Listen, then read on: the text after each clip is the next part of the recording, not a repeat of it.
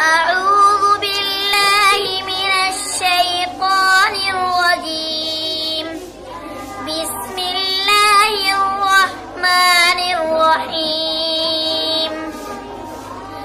قال نوح رب إنهم عصوني واتبعوا من لم